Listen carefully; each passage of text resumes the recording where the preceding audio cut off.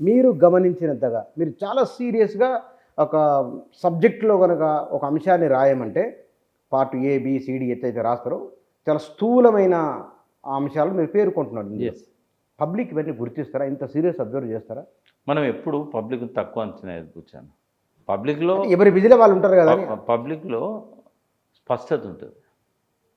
వాళ్ళు బాడీ లాంగ్వేజ్‌ని బట్టే అర్థం చేసుకుంటారు. ఇంకా మనమన్నా మాటలను బట్టి అర్థం చేసుకుంటాం కానీ ఎట్లా చూస్తాడేంద్రా వీడు ఇట్లా పబ్లిక్ టీవీలో వచ్చినాక బాడీ లాంగ్వేజ్ని బట్టే అర్థం చేసుకుంటారు.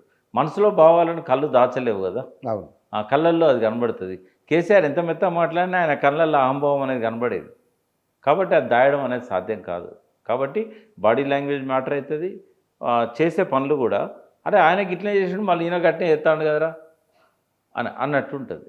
ఆయన ధర్నా చేయలేదు, ధర్నా చేస్తే అరెస్ట్ చేస్తాడు, అట్లా మాట్లాడుకుంటారు వాళ్ళు. కాబట్టి రేవంత్ రెడ్డి 2 పనులు చేయాలి. ఒకవేళ ఆయన ఇప్పటికి కూడా ఆయనకు అవకాశం ఉంది. ఎందుకంటే ఇంకో 2 సంవత్సరాలు 3 సంవత్సరాలు 5 సంవత్సరాలు ఉండాలని అనుకుంటుండు. ఆయన చేయాల్సిన మొట్టమొదటి పని ఏంటంటే కేసీఆర్ చేసిన టెన్యూర్ మొత్తం ఉండరా?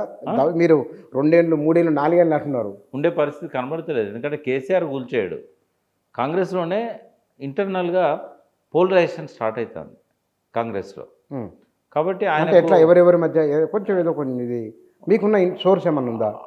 ఆయనకు ప్రధానంగా థ్రెట్ ఉండాల్సింది పొంగులేడుతో అని నేను అనుకుంటున్నాను. ఓకే, నాకు నాకు వస్తున్న సమాచారాన్ని బట్టి పొంగులేడుతో థ్రెట్ ఉంటుందేమో అనేది ఒక ఆలోచన అయితే ఉంది.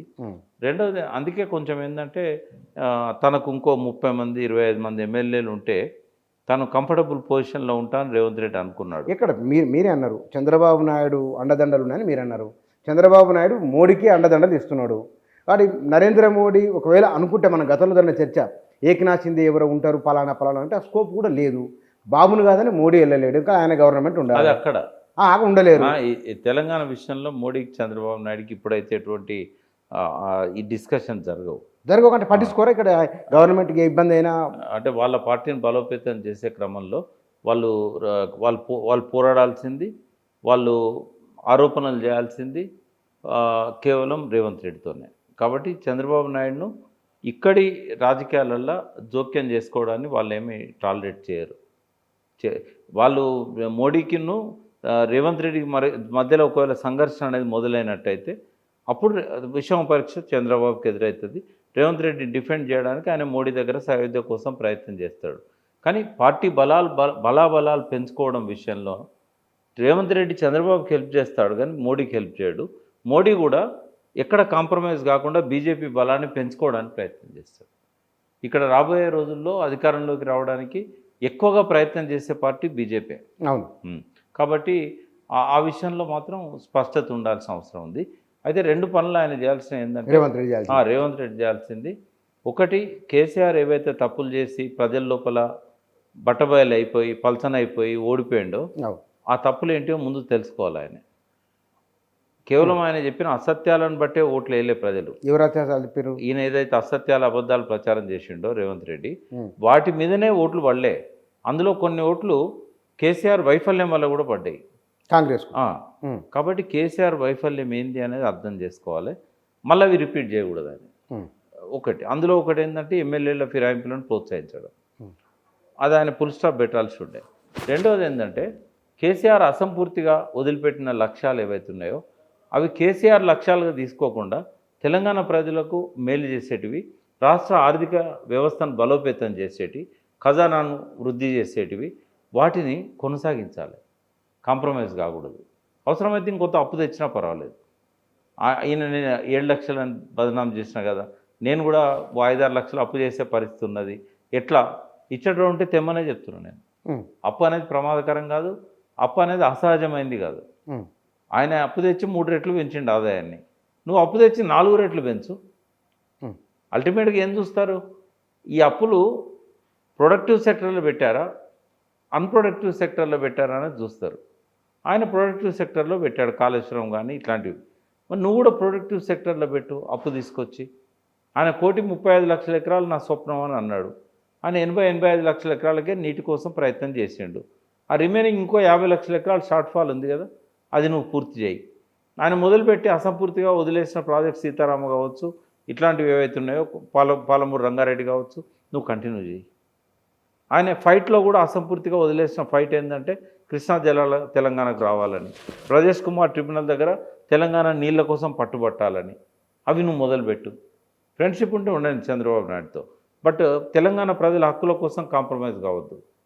అవి చేస్తేనే రేవంత్ రెడ్డికి భవిష్యత్తు ఉంటుంది. కానీ ఇప్పుడున్న ఆయన జర్నీ చూసినట్టయితే కొంత ఆయనే ఈ విషయంలో తప్పులు చేస్తున్నట్టుగా నేను అనుకుంటున్నాను. ఇప్పుడు మీరు చెప్పిన అన్ని సరిదిద్దుకోవాలి. కానీ మీరు ఒక మాట అన్నారు, ఈ గవర్నమెంట్ 5 ఏళ్ళు ఉంటుందో ఉండదో అని ఒక మాట అన్నారు. రెండవది, వచ్చేసరి కాంగ్రెస్ రాదు అని మీరు స్థిరమైన అభిప్రాయంతో వ్యక్తీకరించారు. మరి ఎవరు వస్తారు? ఇక్కడ ఆప్షన్స్ ఎట్లుంటాయంటే మనకి కేసీఆర్ కనుక తన లోపల వ్యక్తిగతంగా మార్పు వచ్చి, ఆ మార్పు తనకు మాత్రమే తెలిసిన మార్పు కాకుండా మీడియా, ప్రజలు, విశ్లేషకులు అందరూ కూడా అవును కేసీఆర్లో మార్పు వచ్చింది అని అనుకునే స్థాయిలో ఆ మార్పు ఉన్నట్టయితే మళ్ళీ కేసీఆరే ఆ పార్టీని పట్టాల మీదకి ఎక్కిస్తాడు, అధికారంలోకి తేగలుగుతాడు. ఒకవేళ ఆయన లోపల ఆ మార్పు రవంత కూడా రాలేదు, ఆయన లోపల ఏమీ తేడా కనబడట్లేదు, ఇంకా అదే కొనసాగుతూ ఉంది అని ప్రజలు అనుకున్నప్పుడు ఇంకొక ఆల్టర్నేటివ్ స్పేస్ అయితే ఉంది తెలంగాణలో. ఇంకో కొత్త రాజకీయ పార్టీకి మాత్రం ఖచ్చితంగా ఒక స్పేస్ ఉంది అక్కడ. బీజేపీ ఆ స్థాయిలో ఎదుగుతుందని నేనైతే అనుకోవట్లేదు. ఎందుకంటే తెలంగాణ ప్రజల రక్తంలోనే ఒక ఆ రెవల్యూషనరీ కల్చర్ ఉంటుంది. ఈ కేవలము అయోధ్య పేరు చెప్తేనో, హిందూ మతం పేరు చెప్తేనో, అవకాశవాదం ఉన్నవాళ్ళు ఏది చెప్పకపోయినా మోడీతో పోతారు. కానీ సాధారణ ప్రజలు కానీ, కార్యకర్తలు కానీ, అవకాశాల కోసం వెతుకుతున్న వాళ్ళు కానీ, వాళ్ళు ఈ తెలంగాణ కల్చర్ వేరు. ఈ కల్చర్లో ఎప్పటికి కూడా బీజేపీకి అధికారంలోకి రాగలిగేంత శక్తి నియర్ ఫ్యూచర్లో ఉంటుందని నేను అనుకోవట్లేదు. కాంగ్రెస్ వైఫల్యం చెందినప్పుడు ఐదర్ బీఆర్ఎస్ అన్న స్థాయిలోకి వస్తుంది, ఒక ఆల్టర్నేటివ్ ఇంకొక రాజకీయ పార్టీ ఏదైనా వస్తే రావచ్చు. సార్, ఆ పార్టీ ఏదో వచ్చేదానికంటే ముందు ఒక ప్రశ్న సార్. మీరు మొన్న మనం మాట్లాడినప్పుడు 4 రోజుల కింద మనం మాట్లాడుకున్నప్పుడు తెలంగాణలో గద్ద ఎగిరిందంటే ఎద్దు ఎగిరింది అనే తయారైన జనాలు ఎందుకుంటో వెర్రి ఆవేశం ఉంటుంది అని కొంతమందిలో అన్నారు. మళ్ళీ ఇప్పుడు తెలంగాణ ప్రజలు చైతన్యవంతులు అని అంటున్నారు. ప్రజలు అంటే అందరూ ఒక ముద్దగా మాట్లాడొద్దు. మనం ఆగం బ్యాచ్ ఎప్పుడు ఉంటుంది, ఎక్కడైనా ఉంటుంది, ఇక్కడ ఎక్కువ ఉంటుంది కొంచెం. ఈ ఆగం బ్యాచ్ అప్పుడు కూడా ఉంటుంది. కానీ మెజారిటీ ప్రజలను మనం చూసినప్పుడు వాళ్ళ ఆలోచనలల్లో ఇవన్నీ ఉంటాయి నేను చెప్పినవి. ఒక 10% 5% యాగం బ్యాచ్ ఎప్పుడు ఉంటుంది. వాళ్ళతో పెద్ద ఫరక్ పడేది ఏముండదు. వాళ్ళు కొంచెం హల్చల్ చేస్తారు కానీ ప్రజల మీద పెద్దగా ప్రభావం ఉండదు వాళ్ళది. మొన్న కూడా నిరుద్యోగులు పోయిన్లు కాబట్టే గ్రామాన ఆ చేంజ్ కనబడ్డది మనకు. నిరుద్యోగులు అనేవాళ్ళు కనుక వాళ్ళ పరీక్షల కోసం ప్రిపేర్ అవ్వకుండా ఇక్కడనే ఉండుంటే అశోక్ నగర్లో, అమీర్పేటలో వాళ్ళ పనులలో వాళ్ళు ఉండుంటే గవర్నమెంట్ పోతుందని నేను అనుకోలేదు ఎప్పుడు. వాళ్ళు ఒక క్రియేటివ్ రోల్ ప్లే చేశారు. వాళ్ళది ఇంపార్టెంట్ రోల్ అది. కాబట్టి అది ఓటమికి వన్ ఆఫ్ ది మేజర్ రీజన్స్లలో, అంటే ఇటు సబ్జెక్టుగా చూస్తేనేమో కేసీఆర్ వ్యవహారము, ఆయన ఎమ్మెల్యేలకు మళ్ళీ టికెట్లు ఇవ్వడం కొంతమందికి, ఇది సబ్జెక్టివ్. ఆబ్జెక్టివ్గా చూసినప్పుడు ఏంటంటే మేడిగడ్డది ఒకటి కావచ్చు, రెండవది నిరుద్యోగులది కావచ్చు, ఇవి కొంచెం ఇంపార్టెంట్ ఫ్యాక్టర్స్ అయితే.